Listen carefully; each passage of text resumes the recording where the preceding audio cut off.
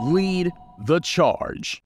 Hi, welcome to Lead the Charge, episode number 13, which generally is considered an unlucky number.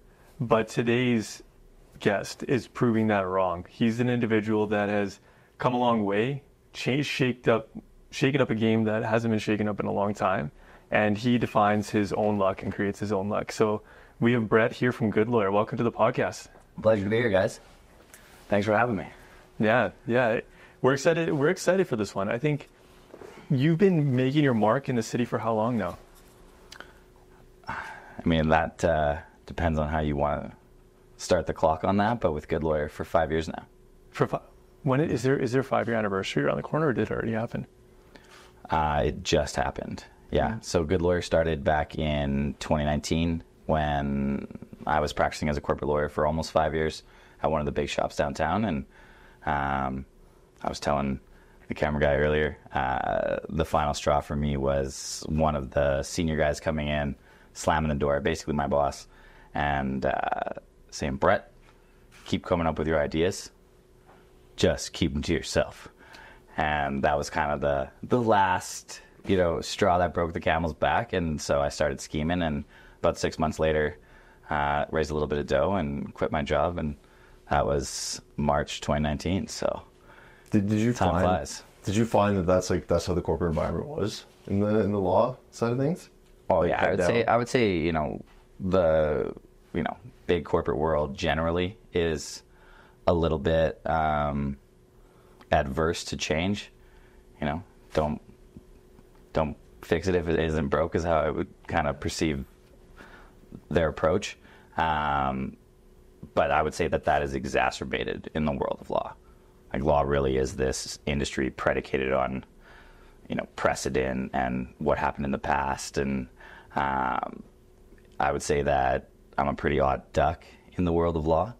I think typically lawyers are known for being a little bit more risk adverse, very hesitant to change.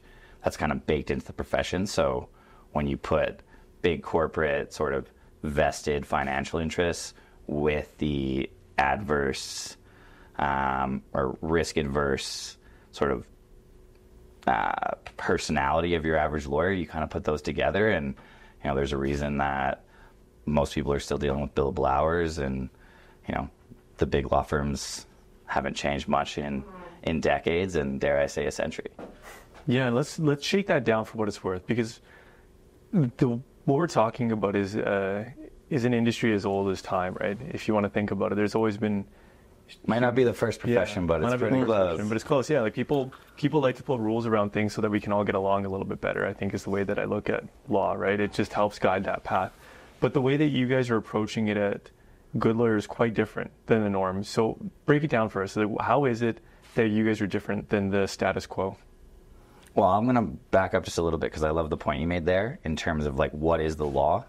And I think the law is one of the coolest things that humans have ever created. Oh, yeah. And I might be a little biased, but it does provide that foundation for all of our interactions, often on the personal side, but especially on the business side. So I think, law in and of itself is an incredible feat of humanity, and this thing that kind of brings everything together, governs those relationships.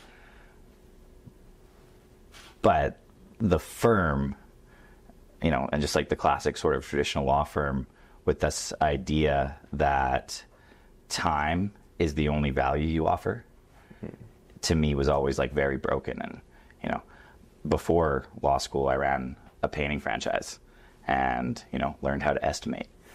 And then I got to law school, and then I got into the firm, and I was totally blown away that nobody estimated anything, which was just so perplexing. It was very weird to, start the clock, start a mandate, and the client on the other side literally didn't know how much it was going to cost at the end of the day. And then, as the practitioner, as the professional, being incentivized to move slowly, take my time, not find efficiencies anywhere. Even in those early days as an associate, trying to use some super basic automation tools so I didn't have to put the same date and name into 100 documents if I was working on your financing. And a partner being like, "Hey, Brett, why are you doing that? Aren't you gonna aren't you going to bill less time? And I'm like, no, dude, because I'm quoting it. I got the price set. So that's where the idea for Goodlawyer really originated, was just this simple idea. Good lawyers can give upfront fixed fee prices to business clients. And lo and behold, we've served over 5,000 businesses across the country on that very simple premise. But where Goodlawyer has evolved to today, we still have that fixed fee marketplace here in Canada. But then we, sort of learned, and it was kind of pulled out of us, this new problem, which was, getting the fixed fee price, working with the good lawyer, that's great. But it's actually getting kind of annoying to have to get a fixed fee quote every time, because my business is growing so fast. I have so many legal demands, sitting on my CFO's desk every day. Sorry, Fig. And they just wanted to, structure a relationship with their lawyer that felt and looked a little bit different. And as you guys know, we're excited to have Zeno on the books now. Having a fractional general counsel, a lawyer that truly becomes part of your team, works in your environment, gets the business context, understands what the goals are and what the risk tolerance is. Having that lawyer inside the business is a total game changer. And so, we keep doing the fixed fee stuff that, started the Good Lawyer journey in the early days, but really this focus on figuring out how to embed amazing, most often senior legal talent into fast-growing businesses like Zeno, where you can start to build that internal legal function. And I'm sure we'll touch on it a bit later, but all of these tools that are coming to market now, especially on the AI front, are just going to be giving, these fractional GCs superpowers in a way that runs totally counter to the big firm model. Yeah, that's fair. And I think from our perspective, I can attest to that. More from the perspective of, we've tried the old way, and the old way doesn't necessarily have any, how would I put this? We don't have an issue with the old way, but we don't like how much we're being charged. And the problem is, you never know what's going to happen until it hits you, like you had mentioned. But for us, I think the biggest takeaway is going heavier into what you were saying about having that really talented individual, or those people with a lot of experience that would otherwise cost an arm and a leg, and you'd have to get on a retainer and so on and so forth. You just have them now. And the problem with small businesses is, I think they make up the majority of businesses in Alberta. And furthermore, medium-sized businesses are also now becoming the new small business, because it's a lot easier to scale than it used to be. And having individuals for different needs that when you need them, is so much more important than just floating through business. I know we've talked to different businesses over the years, and I'm sure you guys come across this too. Do you ever deal with situations where you have businesses that are operating within an industry but are not in compliance, and they're actually breaking rules to the point where it could potentially kick them out of that industry? All the time, man. Right? Like, it's all the time. Yeah. And that's one of the other sort of pieces of the puzzle that makes me super bullish is freaking the managing partners of these larger law firms out on a daily basis as well, because as much as lawyers are going to be tremendously more efficient moving forward, we've seen this with lots of sort of technological advances. There was a time where a lawyer would write you a contract with a scroll. We got, some typewriters and then some word processors, and then we got precedents, and we just found these efficiencies all the way. AI is a huge level up on that sort of efficiency frontier. And it's going to be hard to maintain that same, business model fully predicated on, associates down the sort of pyramid, spending as much time as possible to give those, owners of the firm leverage. So it's going to be really hard for them to manage the change and the flux associated with this new sort of AI revolution. But when it comes to a business, there's so much unmet legal need.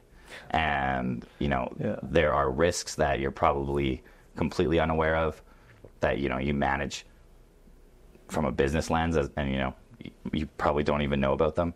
There's also a ton of opportunities, whether it's how you're structuring a deal, whether it's unlocking a new market and dealing with, the regulations in Ontario, because I know you guys are expanding right now.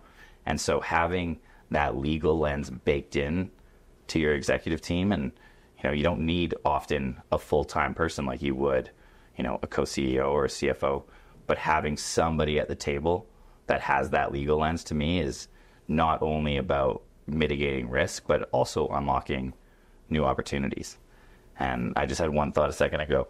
Imagine you showing up to a house to put on, the solar panels, and you showed up and you're like, I don't know how much it's going to cost you yet. I'll let you know when I'm done. Oh yeah, that'd be the time material. We actually, it's funny, we used to have, even in the construction And if you world, don't pay me, I'm going to call the litigator. we actually used to have that in the construction world. Like it's very, so it's called time material. It's actually pretty funny too, because you pretty much just say it's your time plus the material cost plus a markup. And I remember when we used to look at those, you're like, how is that even a way to bid something or to price on something, right? Because that client is now just hoping that you're a good person and that you're going to do everything how it should be done in the most efficient manner, right? But yeah, no, the golden mechanic is like, I hope you're not. Can I swear on this podcast? Yeah, go ahead. I hope you're not going to fuck me, because I have no idea what you're doing in there. Yeah. Well, it's a trust. Yeah. And to zoom all this out on what you guys are talking about, is there's a human element here at play. And I'll share a funny story. So I was on a time and material job. It was, I won't say the company's names. I'll give you guys the general scope here. But what it basically was, it was a facility where they were building new tanks for fuel storage. And it was cutting edge, they had all the best safety equipment in play. And the problem with that is that they had a preset relationship on the procurement side, so where they were getting material from. And the issue that ended up arising on multiple points of the project is that because that relationship was so strong, there wasn't any secondary option in play because of the way the contract was structured. So it got to the point at one time that I was working on a fire water pump house. So in case a fire ever broke out, the system would suppress it, and it had very specific parts. And there was 8 of us that were on that specific part of the project. We got so bored, it got to the point that we were taking styrofoam out of the boxes and crushing it down and wrapping it in duct tape and having home run derbies with 2x4s. And then keep the clock running. To keep the clock running, and then we used to do sprint challenges to see who could run up the ladder the fastest. And then at one point I fell asleep on the top of the fire water tank at the pump house, and I actually, a couple weeks later, I was like, I'm done. And that was a human impact, is that I got to the point where I'm like, I can't do this anymore because I'm a young individual and my work ethic is deteriorating in front of me. Totally. I can't be here. And everybody else is like, oh, we're getting a good paycheck. You don't have to work for it. I'm like, this is actually harder for me to sit around and do nothing. I'm regressing as a human. I'm going backwards, and I'm supposed to be learning. I'm an apprenticeship. And let's zoom out to that perspective in terms of like the human impact of things. Is now that you've started this, now that you're 5 years in, and now that you got a lot of momentum behind you, one of the best recognized brands I wouldn't say just in the industry, just generally speaking, you've done an excellent job with that. How have you seen the human element change in regards to the people that you're working with on the internal side of the fence in your guys'? I don't know if you want to call it a firm, but on your guys' team. Mm-hmm.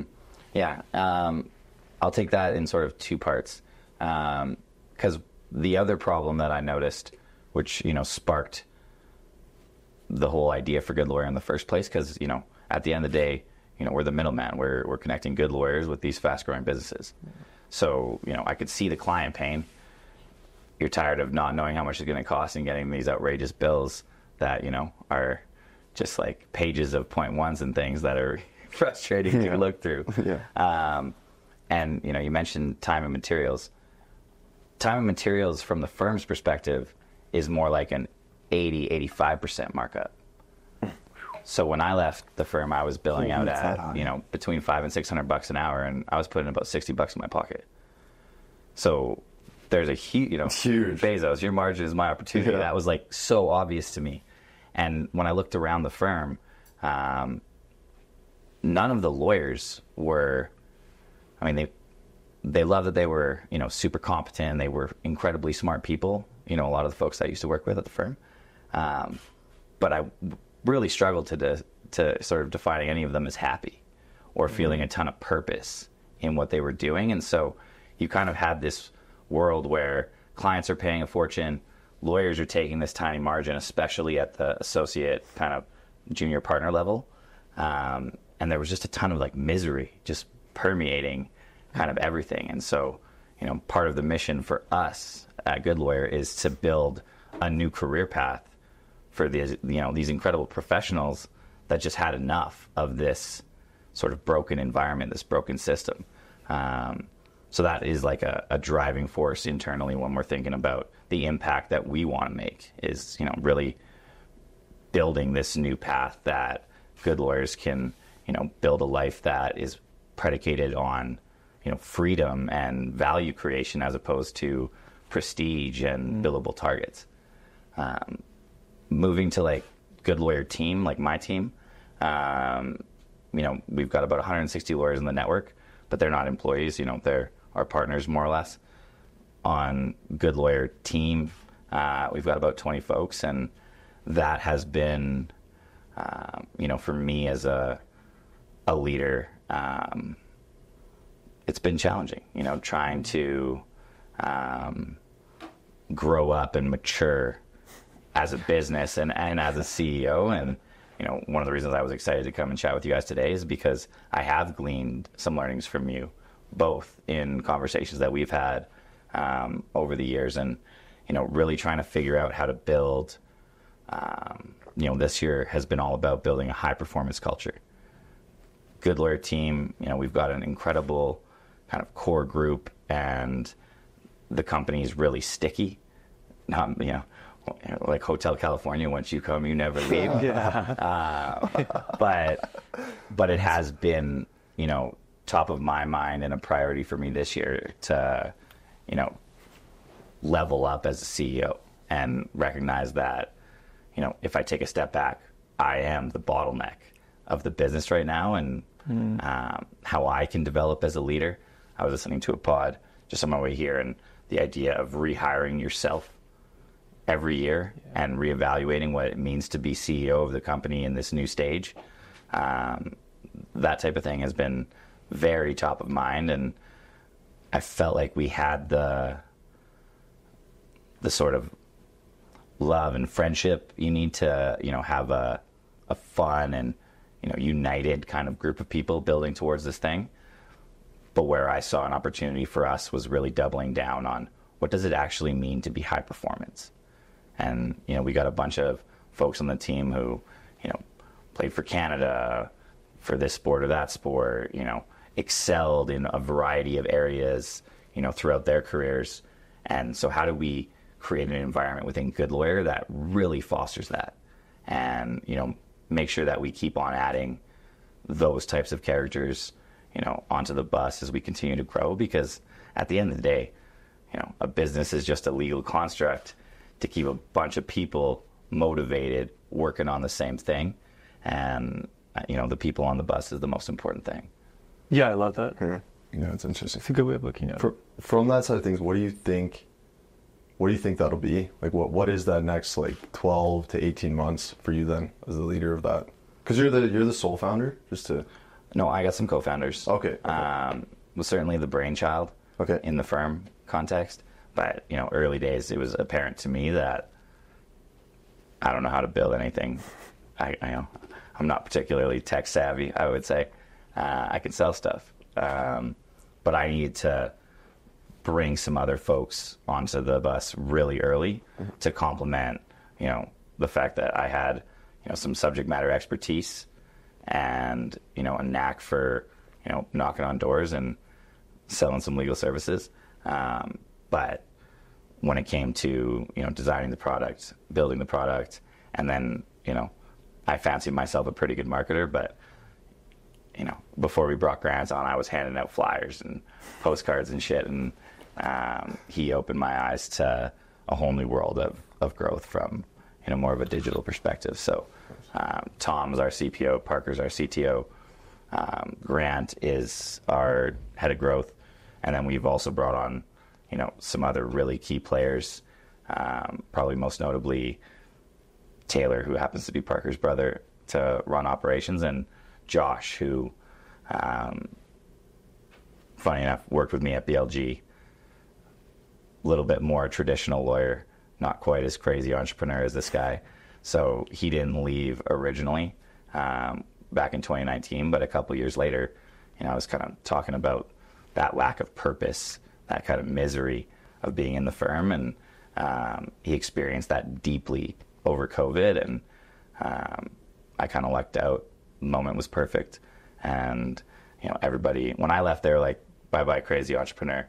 When Josh left, they wept, because he was like, everything that they were looking for in sort of a future leader of the firm. But unfortunately for them, he switched sides. So Yeah, no kidding. And well, and leaning on something that you just pointed out there as well is purpose. It's been thrown around a lot nowadays. It seems to be something that humans are driving towards more aggressively, but it starts somewhere, and it's different for every single individual. And when you find it, it's quite, in a weird way, it's almost that you're fulfilled instantly, because now that you know what you need to pursue. And Kai and I have seen a lighter side of you, right? And we get to see the funny side, and the side that cracks some pretty hilarious jokes. And you always have a huge smile when you walk in the room, and we get to run into you. Where did that all come from? Not necessarily the bright, cheery side, but the one that's very driven, the one that was always wanted to satisfy a purpose. Like, where did that come from, and how has it formed you into who you are today? I've honestly always been a little driven bastard. Like, even when I was a kid, I was always like super serious, whether it was school or, most notably growing up, soccer. Like, that was until I was about 16, 17. Like, I was determined to be a professional soccer player, and took that pretty far, but ultimately came to the realization that I'm probably going to be able to be more successful with my brain than my feet.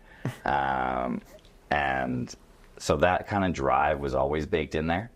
I would say a big moment for me was when my dad passed away when I had just turned 22. Was just in my last semester of undergrad. Had run the painting business, had a ton of fun doing that, and wasn't exactly sure what I was going to do next. He was pushing law school. I was a little bit torn. But when he passed away, that was a very, very hard kind of moment for me. Super young too.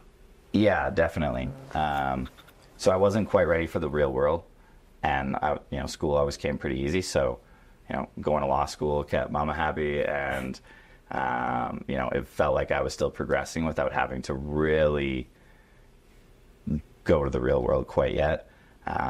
So that's kind of what got me into law. But I also think I don't know if it changed my drive. Again, that drive had kind of always been there. But it definitely eliminated any risk aversion. And I don't know if I would have had the balls to start a startup and really try to build something that, didn't exist before, and go through the early, very, painful and difficult sort of period, before you're making money and you're trying to get this thing stood up off the ground. Without that, I think that sort of added another flavor, another level to the drive, and this recognition that I've probably already been through one of, if not the worst thing that's going to happen to me. Like, watching your dad die at 22 was tough. Yeah. And I just lost any fear. The fear was gone. Like, there was nothing that I could do that would cause me more stress or pain than that kind of moment. And so what do I have to lose? So that experience definitely, I think, unleashed this kind of fearless founder mentality that I've been able to tap into and, get other people to buy into. And, I think I sort of stumbled into law. Like, I didn't grow up wanting to be a lawyer. My dad was a stockbroker. I was like, yeah, I want to do something like that. But having stumbled into the world of law and seeing how the, sausage was made inside the firm, I feel like I just stumbled into this huge problem and,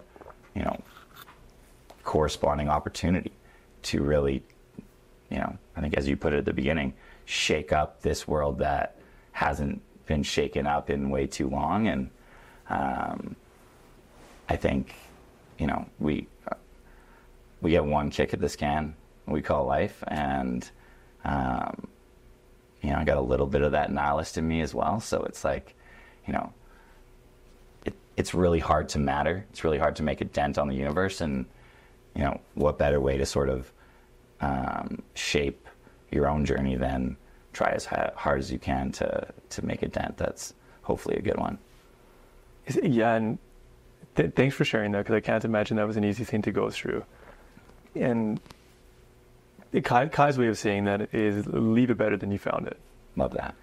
And hearing both your guys' perspectives, I can't help but ask, but your dad seems to be foundational in regards to your shift, that moment that the world changed for you and you lost that fear. What was it about him that meant the world to you and you feel like you carried forward? My dad was just like a super cool guy. And I mean, he also drank a lot, so he wasn't like a perfect dad.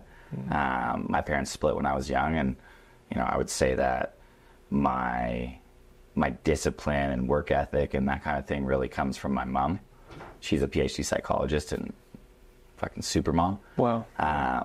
But I think what I got from my dad was definitely the dreamer, like the big aspirations, the wanting to do something great.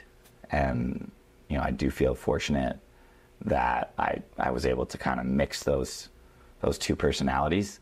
My mom's definitely a little more timid and reserved in terms of her aspirations, and she's a brilliant woman.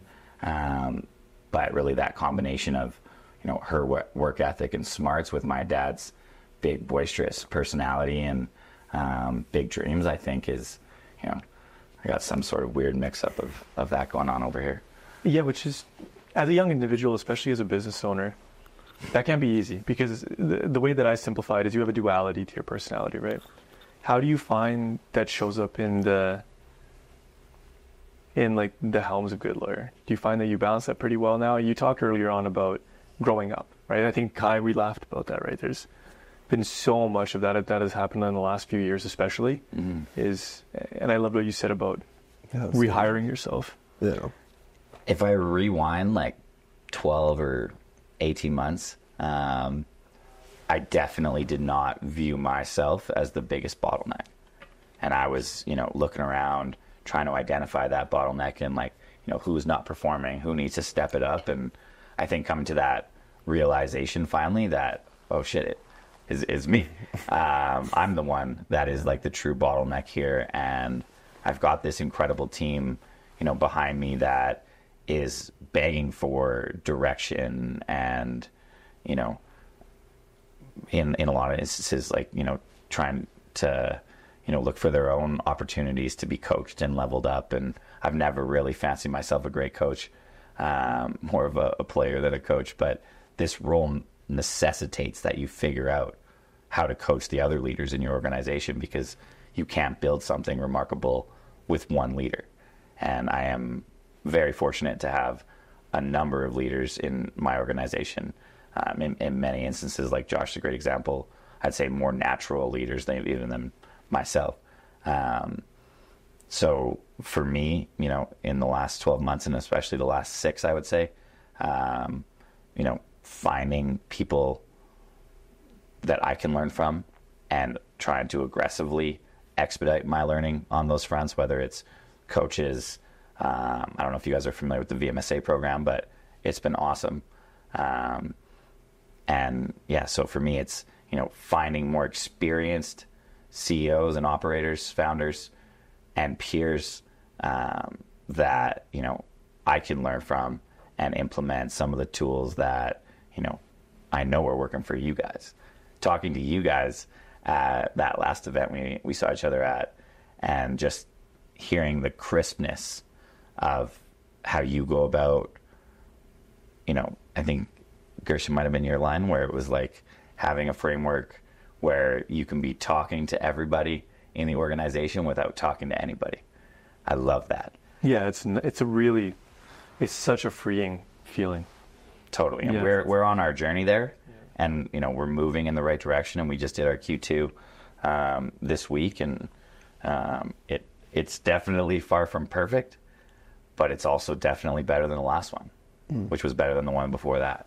And so, you know, I think just that recognition that I was the bottleneck was the most important thing, because then it just changed my sort of perspective and focus on what do we need to do to take the business to the next level.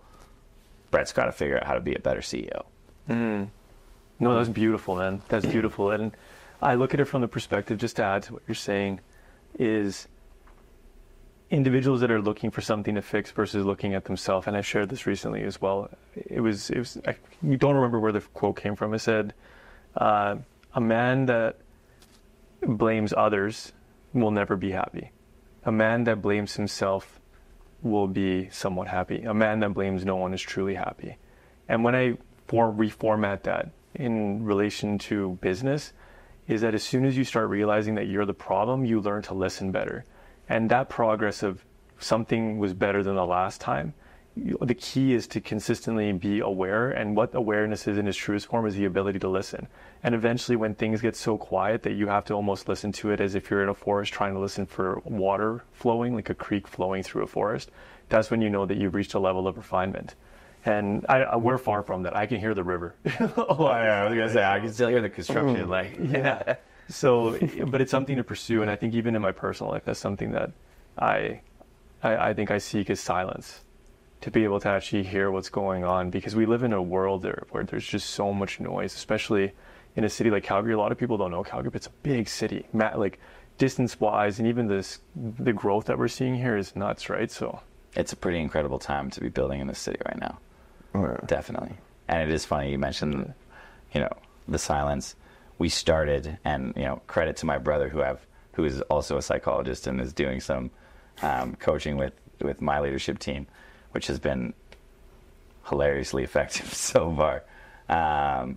We started both sessions for our Q2 strategy with like 5-6 minutes of mindfulness, which is like, you know, we've never done that before. Just like 8-9 people in a boardroom listening to whoever talk about the breath. So just like little things like that, you know, I think are examples of, you know, as you put it, the continued refinement. And I think one other thing that I'm a big believer in, you know, having a compounding business is amazing. You know, that monthly recurring tastes so sweet, but the most compounding aspect of a business, from my perspective, by a country mile, is the people, and especially the leaders within it. And, you know, there are very few folks on the Goodlawyer team who have built a startup before. You know, Grant worked to do, we're back in the day. Brock was, you know, first guy jobber. So there is like little dashes of startup experience in building this scalable growth engine.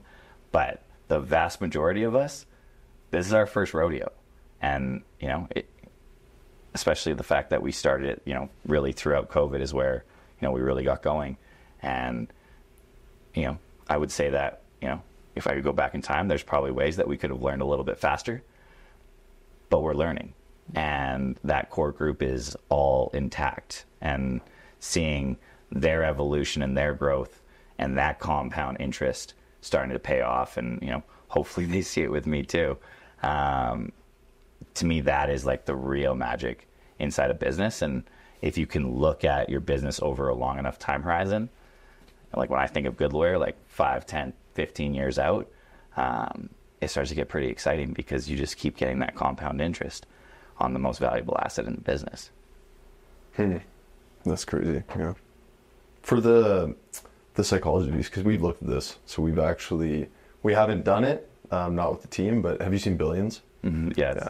So my brother is Wendy Rhodes. Yeah, that's what he is. So whoever hasn't seen it, can watch it. But that was where I think that idea came from us. He recommended the show, but and if there's a Wendy, talk to us. Come find us. His name is Sean Colvin. I'll introduce you. Yeah, no. I'd be interested, if you're cool, to share more on that. Like, what was your thinking behind getting that person in, and then how did the team react? Like, how did you frame that to the team on what they were getting out of it, and like what you were trying to achieve? Totally. So I would say that it originated from a pain point, which was friction between executives.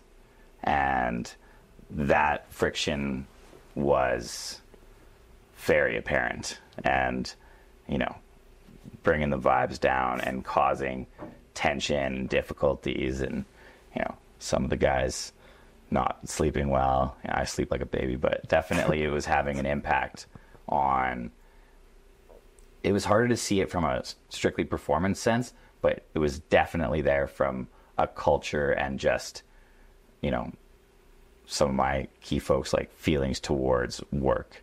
And, there is this, like, deep commitment we all have and a long history now, but there was this, like, building tension. And so that was kind of like, there's a problem. How do we solve this problem? And, at first, me proposing that I bring my, younger brother in to do executive coaching with us was met with a little bit of, like, I don't know if I like that. Like, he's your brother. Like, this is a little bit, like, not the solution we're looking for. But ultimately, I got 3 of my execs to commit. And then we did, like, a 3-month pilot with just 4 of us, where, we would do some individual sessions with Sean, identify some of the areas for, like, individual growth. In my case, which I've probably been, like, his worst student, is, like, hitting the gym, sleeping better, that kind of thing. Some of that self-care stuff that goes to the wayside when you're building a company. Excuse me. But then there was also the other big and perhaps larger component of it was the interpersonal. How are we communicating with each other? And, there was a little bit of sort of one-on-one work with Sean on that front, but then the real sort of juice out of the experience came from the group sessions. And so one of his specializations is group therapy, and we basically brought group therapy into the executive context with, like, some slight tweaks, but that has been super powerful. And it was so successful that I had the first group of us that we're more open to trying it. And, frankly, the 4 of us that did it with my brother, we've known each other for decades. So there was a familiarity and a comfortableness, with that group. But it went really well, not just for me, but for all of the guys in it. And then we've since expanded it to 4 more. And so far, that seems like it's also going incredibly well. I had nothing to do with the meditation at the beginning of our Q2. That was Josh or Grant that laid that up, and that comes directly out of the sessions with Sean. So group 2 going really well, and the next level up is getting him in our office, as basically like a fractional Wendy 1 day a week, and opening up to the whole team. That's sweet. Again, as a resource to, just be there if someone's having a tough day, a tough week, a tough month, dealing with stress, burnout, any of those types of things. But I think even more importantly, being there to facilitate these group sessions where, we work on not the business, but on our communication skills. Because it is incredible. I know everyone's aligned towards the same mission, but sometimes, the way that we communicate with each other, and one of my biggest takeaways is, be a little less ferocious, a little kinder, a little more thoughtful. The idea that I'm trying to, lay onto somebody or project might be the right idea, but the way that I deliver that is equally important. And, that's one of the reflections that I've had from the sessions. And, we're just ramping Wendy up. That's awesome. I ironically enough, I can resonate with you. I've been told many times that your words carry more weight, and I still, for some reason, feel like I need to drop them like a hammer. I know, but it comes down to speed, right? Is that what you're doing you feel is so important that it needs to be done now? But then one of the things that we've gained, I suppose, in a maturity level, it speaks to our approach even in our personal lives. A good example is yesterday. So. Everybody knows this by now, but, like, I'm doing an aggressive time for marathon. Kai's doing an Ironman. And crazy. Both of us were supposed to go for a run yesterday, and those living in Calgary, basically the sky opened up and it was snowing. And I was sitting there eating dinner with my kids, and I was like, I'm doing this. Like, I don't care. And I mentioned some of the injuries that I currently have. I have 2 which are active. 1 I feel like I solved. And Kai, you do the same thing. You have a nasty migraine last night, right? Mm-hmm. And the old version of us, no matter what, would have shown up. Like, there was a time where I think we had, like, 50, 60, 70 centimeters of snow. And I had just come back and I had ran in the middle of the storm. It was as it was happening. And I texted Kyle, I'm like, hey, are you going? He's like, I just put my shoes on. And I think he ran his shorts and it was like minus 20. Yeah, it was something crazy. It wasn't short runs. Like these were like 45 minutes an hour runs. And that desire to constantly churn and rip things apart and move forward, it's insane how powerful words are and how much damage they can cause, but simultaneously like build worlds, right?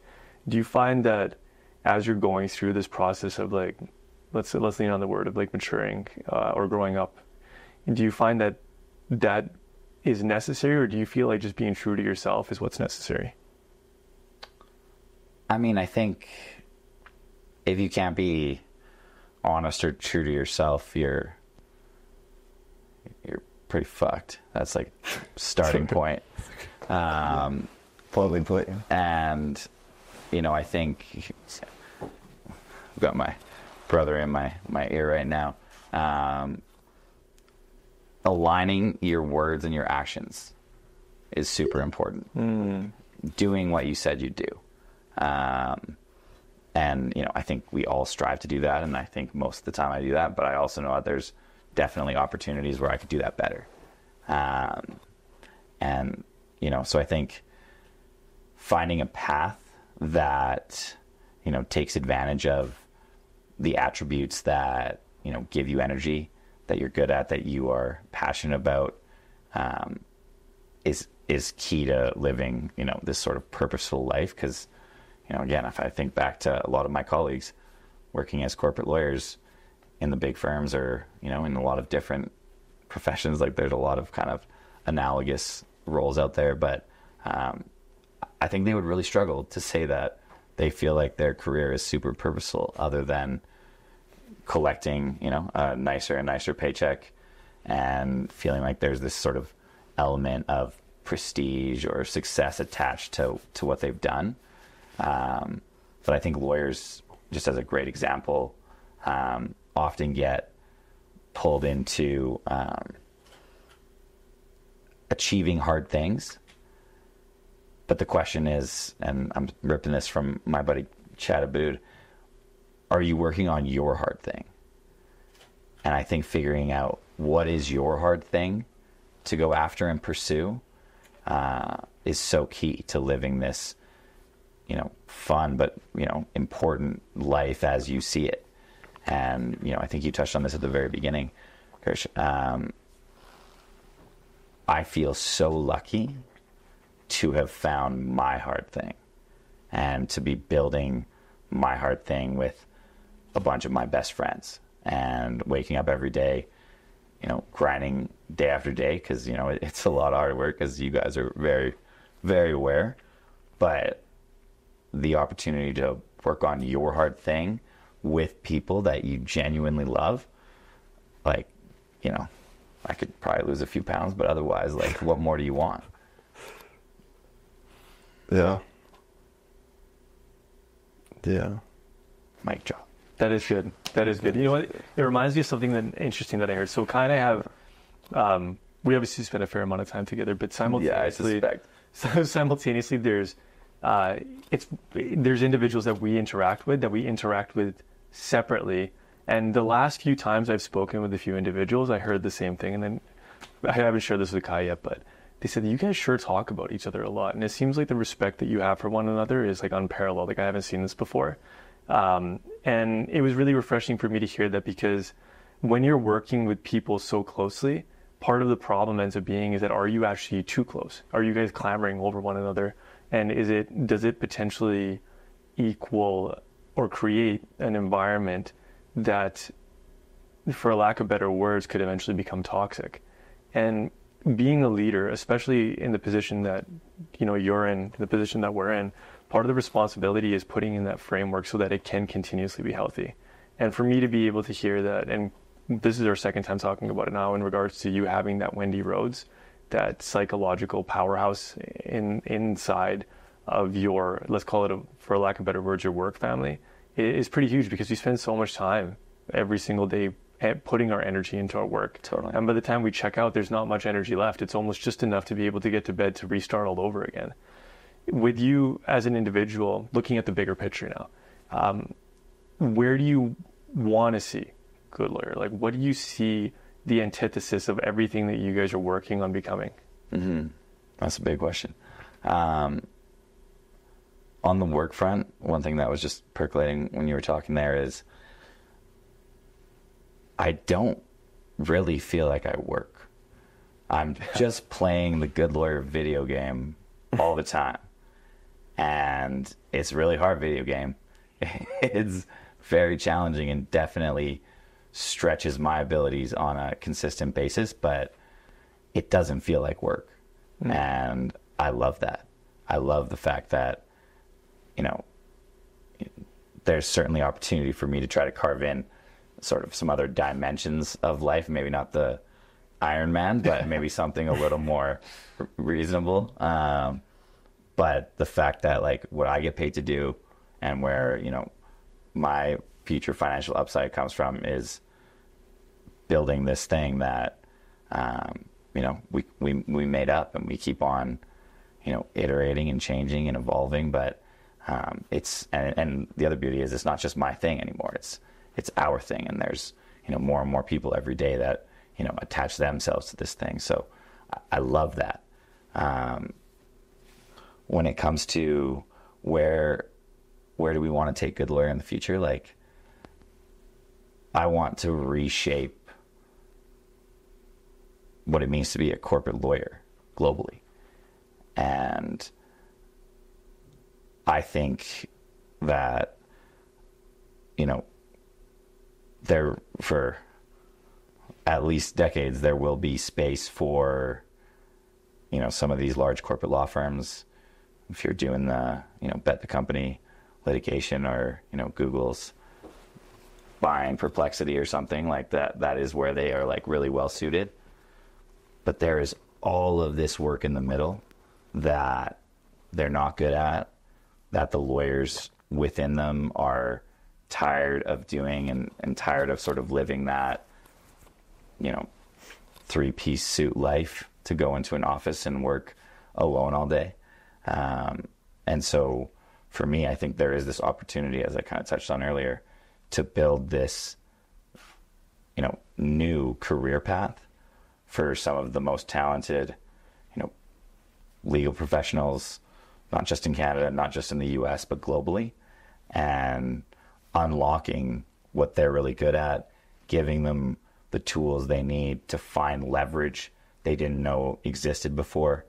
And that is also just accelerating, as I mentioned earlier, like the AI stuff to me is amazing for our business model in the exact way that it's horrible for the more traditional firm model. So, continuing to empower, these good lawyers to work and help grow these great businesses all over the world. That is, the sort of long-term vision. And if that goes according to plan, 10 years, I'm probably launching Good Ventures and coming to you guys to be some LPs. Good venture, I like it. Yeah, count me in. Yeah, 100%. Yeah. So, one last question for you. Mm-hmm.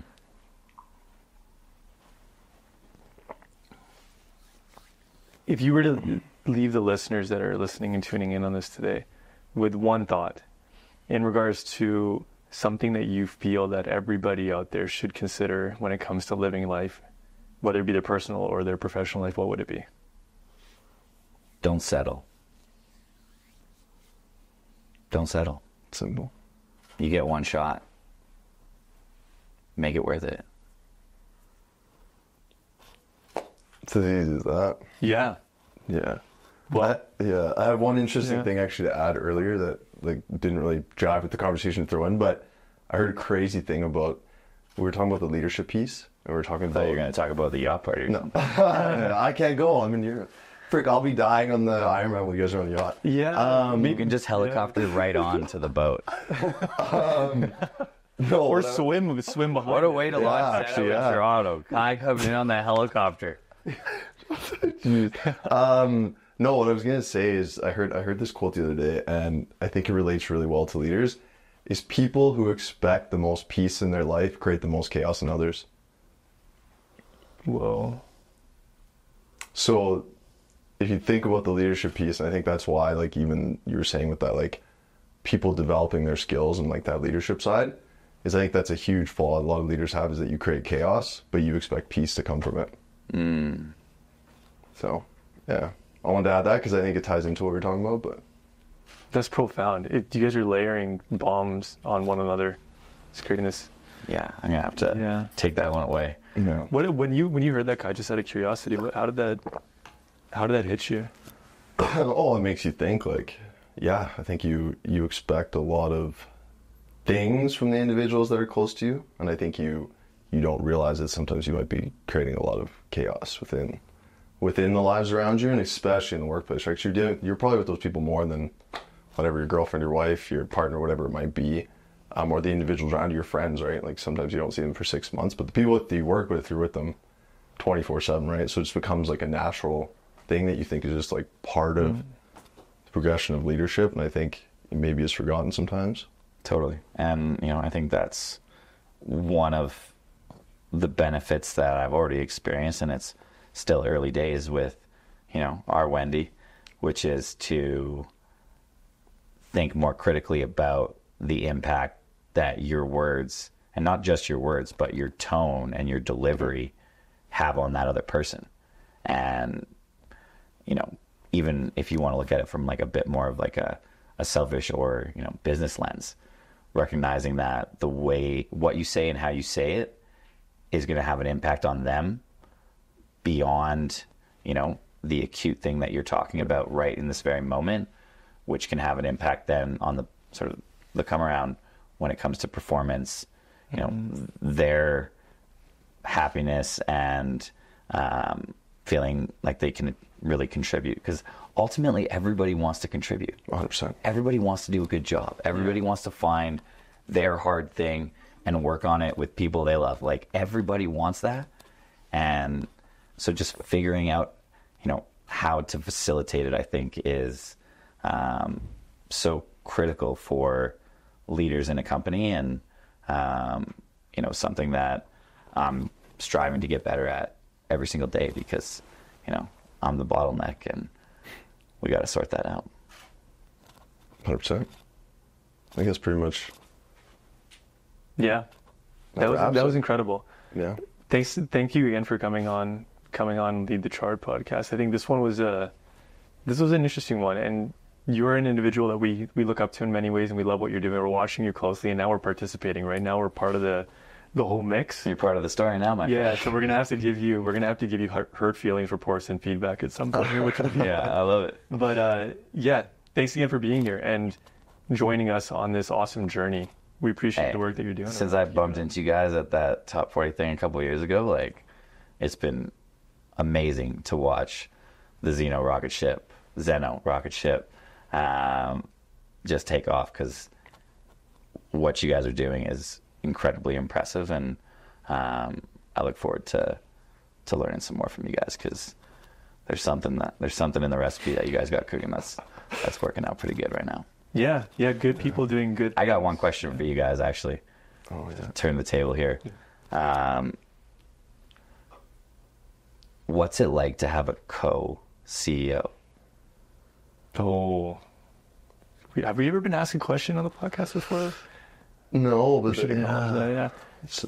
That can be a long answer, I guess. You know what the funny thing is, man? You were talking about your hard thing, right? So for me, as an individual, I believe that the hardest thing to do in life is to figure out how to get along with people. And based on the way that I've grown up and the things that I've always had difficulty with.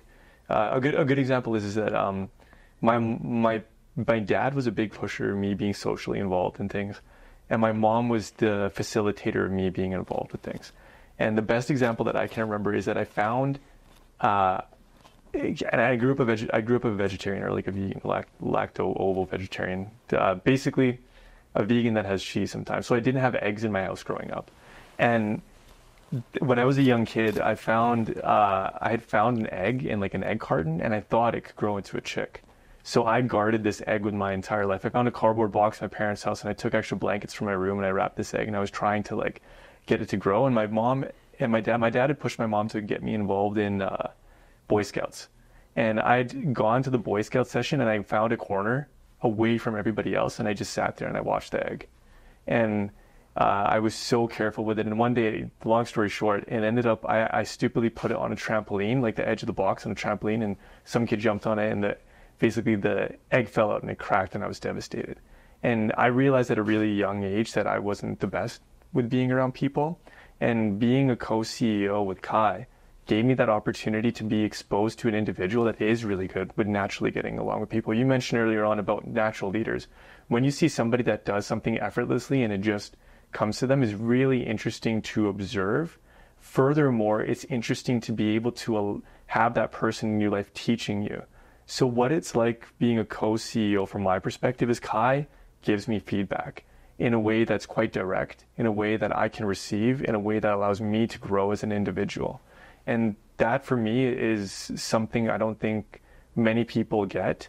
And furthermore, it's probably one of the greatest things that I've ever experienced in my life. I was wondering how you're going to bring back the egg to Kai, but you I was the egg. Yeah, I've broken him a few times. Yeah, I think the one thing I would add to that, I guess, from my perspective, is that it's like filling the gaps, right? So we joke around this about being like one brain together. Like we're just two idiots that make one brain. But it's about realizing where your strengths are. I think a lot of people tend to work on their weaknesses, but when you can figure out what your strengths are and actually work on those and refine those, that allows you then to become better and better kind of as you go through life. I think that was one thing that we learned very early, was that we both were electricians by trade, but we had our skill sets within that and within life. And I think as we built through the company, we knew what we had to do to get kind of that next level of the CEO. So we didn't even take the CEO titles at the beginning, right? We were directors until 3 years ago, I think is when we took the co-CEO 3 years ago. 6 years in. And both of us kind of stood at a level playing field at that point and said, who would be the better individual to be this title? Because it was actually it was CEO and COO. And then we both actually, I think we did a run. We did a run and we met at this point, funny enough, and we talked about this, right? Who would actually be the better person? Someone has to take that title. And we came to the conclusion that we're just better at it together. And it's something that a lot of new tech companies do. It's a thing that was kind of up and coming at the time. And we were like, why not be different? Like, we've always done things differently than everyone else. And I think it's an opportunity for us to really shine through and create a bigger momentum at the helm of it, and especially with the vision that we have for the 1 million homes, and push that forward from both of our lenses. And I think a lot of times it really shows because one of us will push and then the other one will push, and it kind of keeps leveling up, where I think the dynamic would have been so different if it was CEO and COO, because it would have been almost like the CEO kind of leads the COO. And I think that's not where our dynamic has ever thrived. It's always been being on parallel and kind of pushing together towards that next step. So love that. I think we call that lead the charge. Lead the charge. Yeah. There you go. Yeah. Yeah. Sweet. It's a great question. A really good question. And I think the only, I suppose there's so many different things that I could add to this, but just to tie it off, business as a whole isn't for everybody. And I think what the three of us can share and really bring to the surface of what it's like is going back to what you were saying. I think to close this all out, is kind of like you're playing the game of Goodlawyer, right? Is that when you're in something together, and it doesn't even matter, the co-thing is something that we just made official, but everybody that you talked about, like your best friends that you're working with, right? When you're in something together, it's impossible to fail. It just can't happen, because you know when you're weak, they're going to be strong, and when you're strong, you're going to be weak. And that's probably one of the things that we subscribe to, is that we really, and we're consciously made this decision, is that, hey, if I'm having a bad day and I'm the one that opened the door with a bad attitude, you can't also be in that mindset. Like, you need to be the one that pulls me out of it, or simultaneously Kai pulls me out of it. And ironically enough, it's not something that was ever forced to happen naturally. So when there are times when Kai and I are at the same energy level, we're both in a good mood, it's just completely like just goofball. Well, actually, to be fair, it's just us doing stupid stuff. Yeah, it's us just doing stupid stuff and cracking jokes, and nobody's going to get anything done. So yeah, you can call that magic, because I think that's one of the best things in life, right? Is to be able to crack a smile, have a laugh, and share some joy together. And we find that we get a lot of that And furthermore, our personal lives are developing in really interesting ways as well too, right? And we get to share that with one another when the time is right. So being able to experience all these things together as individuals is just fascinating. And it sounds like you got a lot of that going on as well too. Definitely. Yeah. Sweet. Right on, boys. Onwards and upwards. Yeah, 100%. Appreciate you having me on. Yeah, likewise. Awesome. That was sweet. Likewise. So cool. Thank you again for joining us today on episode 13 of Lead the Charge. Please click our bio and visit us on our social media and subscribe to this channel so that you can catch more on awesome conversations like the one that we had today.